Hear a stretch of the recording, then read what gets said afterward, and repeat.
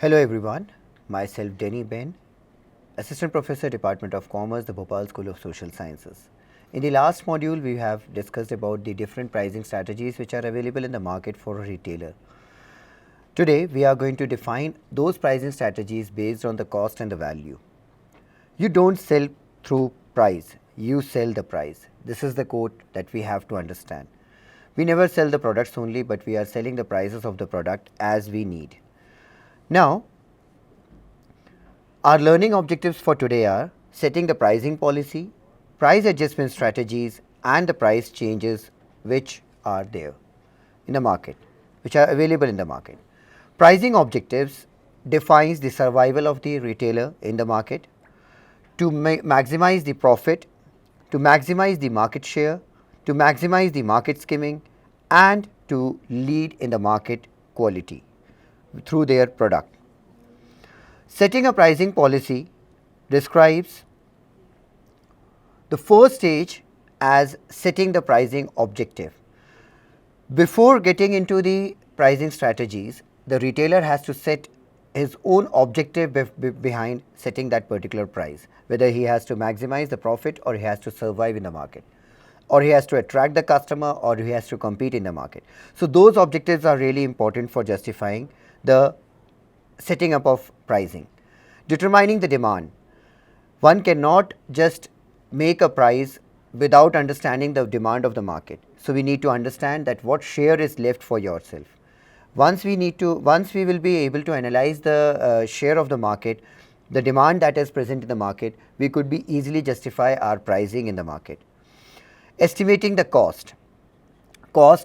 We are going to discuss about the cost in the next slide, where we have fixed cost and variable cost, which needs to be evaluated very well before we fixing the pricing of a particular product. Next is analyzing the competitors' cost, prices and offers. If we really want to survive in our market, if we really want to get into the market, we need to understand the competitors in a better way. We need to make a complete research about the market, our customers, our competitors, so that we can justify the price that we are going to keep for our product and the services that we are going to provide for our customers. Selecting the pricing method. As we have already discussed in the previous module about the various methods of pricing strategy, we can select any one of them based on our own requirements and demand that are there in the market. Once we fix, we have to select the final price. The final price should be in such a manner that it can fulfill all our objectives that we have seen in the previous slide.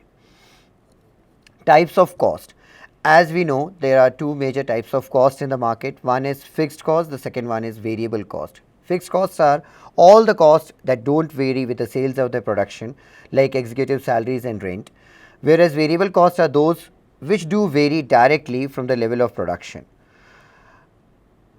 When we add these two costs, the total cost comes, and it defines the overall sale of the product or the sales of the product.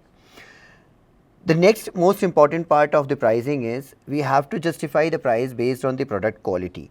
So there is a matrix that we can see over here, that is 9 points are there, which defines the price and the product quality based on its high, medium and low. If the price is high for a high quality product, we call it as a premium strategy. Premium strategy defines a premium product which is mandate for a particular group of people, not for everyone. It takes the only a part of the share and it competes in a different market. Second in the list is medium price with a high quality, which is called as high volume strategy.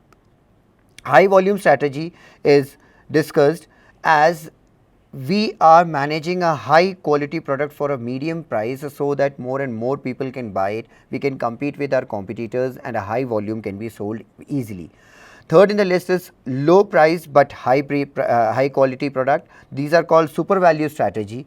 It can be done only for those, products which are new in the market, which can change in the market very frequently, like for example mobile phones or toys.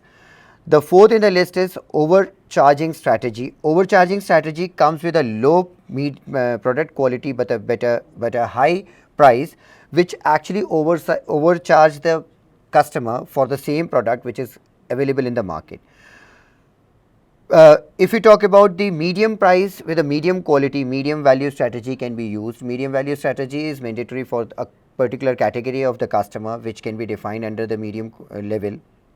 They are a very common customer and a very usual buyers. They buy frequently. So, to manage with that particular volume, we can handle through this particular strategy also. The next in the list is good value strategy, which defines the low price through a medium quality. Good value strategy is meant for grocery items such as sugar or salt and all those things, where we have to keep a strategy where the customers can easily bind to our products and can easily manage to buy it. Rip-off strategy, a very low quality product when sold on a very high price, that is called as rip-off strategy. Rip-off strategy is just a strategy where the customer need is very high, but the product is not very much available in the market. So, in these conditions, the product can be sold in a very high price without managing the proper quality of the product. Next one is the false economy strategy, where the price is medium but the quality is very low. False economy strategy is just for those products where there is a chance of a duplicate product always. So, we need to manage with the pricing for those competitors also. Low price, low quality products are comes under economy strategy. Economy strategy defines and justifies the products which are mandate for the medium level or low level customers who have lesser buying capacity or buying power. Next in the list is there is a 3C model for the price setting. It includes cost, it includes customer, it includes competitor. Now, these three people together will define the 3 C's of the price setting. When we say low price, it is all about no possible profit for this particular price, where costs are marginal, but the competitor price and price substitutes are always present, and the customer assessment of a unique product features can be done. When we say about a high price, no possible demand at that price. So, we have to justify these two things. Low price, that is no possible profit at this price when we are keeping a low price for the product, and when we say high price, it is all about no possible demand at this price can be possible. So, we have to manage with these 3 C's if we want to exist or survive in the market. There are some important pricing definitions here. The important words that I would like to share with you is utility, value and price. Now, when we talk about the utility in a pricing strategy, the attribute that makes it capable of want satisfaction. We need to understand that the customer has certain needs, and if we are able to convince them and fulfill their needs through their satisfaction, that comes under the utility pricing. Value pricing is the worth of a particular product. There are certain, like for example, a cooler or an AC or that we use in a summer, that is a value, because worth can be defined only when the need of the customer is completely fulfilled through the price. Price is just a monetary word which can be used for a monetary terms of exchange that we are doing with the through a medium. Now, there is an example that we can take over here. If an Eicher tractor has a value product of 1 lakh rupees and the market price of the same tractor could be there for 90,000, how they can manage with the utility, value and price? They can just identify the price is equals to 90,000 only initially, but 7,000 extra durable because the brand is having a higher satisfaction and a value and a reliability, 6,000 for the reliability, 5,000 for the services that they can provide to their customer afterwards, 2,000 for the warranty. So, the overall pricing goes to 1,10,000, and now there is a 10,000 rupees discount that they can provide to their customers, showing that the price that they have quoted, that is for 1 lakh rupees, is still 10,000 in discount for them. Now, there are if at all a new product is going to get into the market, there are two normal pricing strategies that we can use is market skimming and market penetrating. Market skimming is all about setting a high price for a new product and to skim the maximum revenue layer in a very short period of time. By this, the willingness can be increased by the people. It is a profitable sales that we are making for the people to understand and buy the product.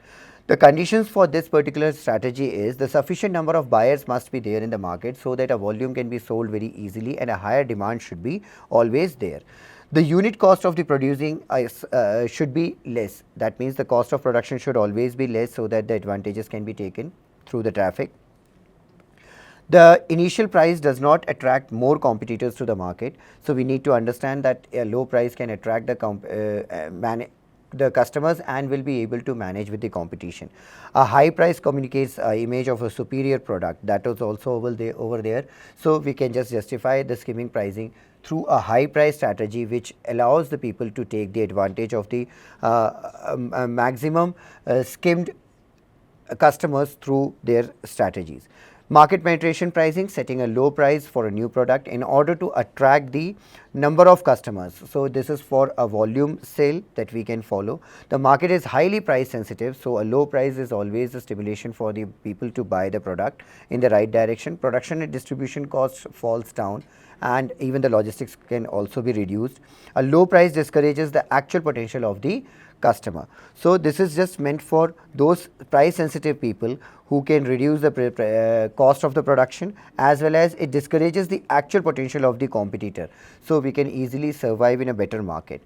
Price adjustment strategies include the discount and allowance pricing, segmented pricing, psychological pricing, promotional pricing, and geographical pricing. Under discount and allowance pricing, we can provide a cash discount, a quantity discount, even we can provide some coupons or something. Functional discounts, seasonal discounts, and allowances that can be associated along with the product, so that we can sell the product more conveniently. Discriminatory pricing, if we are dividing our customers into basic segments, we can make a discriminatory pricing as per the customer, it's their utility, their need, their satisfaction, we can divide them. We can also define the different forms of product for discriminating pricing. We can define the location also for a different geographical region according to their customs, religion, and their basic nature, and the strategies we can sell the product accordingly. Next in the list is time. Time also makes a lot of difference. Like for example, if one wants to buy an AC, it will be always better to buy in the cold season so that he can get a benefit for the pricing. So that is a discriminatory pricing, and AC can have along when we are pricing it in a summer or a winter. Psychological pricing, as we have already discussed this topic in the previous lecture, that it is the most attractive pricing nowadays, which actually allows people to understand that they are buying the figures that are mentioned over there can make them to buy and pulls them, gives a reason to them to buy. Geographical pricing is a pricing which depends on the zones that we are dividing the particular area. It is basically dependent on the cost of production and the delivery that is there, logistics and the holding cost also included into this. Freight absorption and the base point pricing can also be a part of it. Promotional pricing is a loss leader pricing, special event pricing, cash rebate pricing, and low interest financing pricing. Nowadays, we all know that there are always a chance to buy the products on EMI, and all those activities are always available. So these are under the promotional pricing, where people are pulled towards buying the things in the right way. Longer payment terms and warranties and service contracts can also support in the same. Price changing is a system where the initial price can be decreased or increased as per the need. Further, in the next module, we will discuss about the prices that helps the retailer to manage with their survival and the promotion activities. That's for all for today. Thank you so much.